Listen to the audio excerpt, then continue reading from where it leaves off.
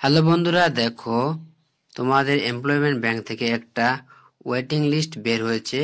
তো এই waiting list কিভাবে চেক করব বা ওয়েটিং লিস্টের নাম কিভাবে দেখব, তো দেখো আমরা চলে যাব গুগলে, কোনো একটি সাইট, গুগল বা ক্রোম ব্রাউজারে চলে যাব। এখানে আমরা লিখব employment bank.gov.in এ সার্চ করব। তাহলে এমপ্লয়মেন্ট ব্যাংকের অফিসিয়াল ওয়েবসাইটটি খুলে যাবে। এরপর দেখো এর অফিসিয়াল ওয়েবসাইটটি খুলে যাওয়ার পর নিচে দেখতে পাবে দেওয়া আছে কি, দেখো এটা দিয়ে সার্চ করব এমপ্লয়মেন্ট ব্যাংক gov.in ইনবক্স। এরপর আমরা চলে যাব। দেখো নিচে দেখো কি দেওয়া আছে, ভিউ যুবশ্রী লিস্ট। তো দেখো লিস্ট দেখতে গেলে পিডিএফ আকারে চলে আসবে, পিডিএফটা সার্চ করতে দেখো পিডিএফ ভিউ, এখানে আমরা পিডিএফটা চলে এলো, ডাউনলোড হয়ে যাবে।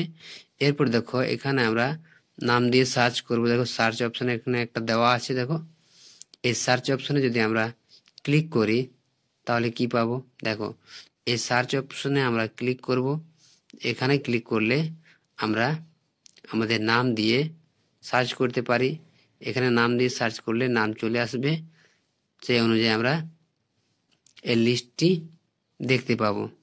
যদি লিস্টে নাম থাকে তারপরে কি করতে হবে, দেখো যদি লিস্টে নাম থাকে তাহলে আমাদের কি করতে হবে, দেখো এত দ্বারা জানানো যাচ্ছে যে যুবশ্রী প্রকল্পে নতুন প্রতীক্ষা তালিকা ওয়েটিং লিস্ট প্রস্তুত করা হয়েছে।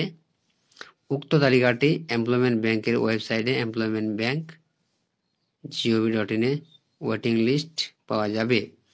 যেসব কর্মপ্রার্থী এই অন্তর্ভুক্ত হয়েছে তা আগামী 22/4/25 থেকে 21/5/25 তারিখের মধ্যে আবেদনপত্রটি এমপ্লয়মেন্ট ব্যাংক ওয়েবসাইটে সাবমিট অ্যানেক্সার 1 লিঙ্ক এ অনলাইনে জমা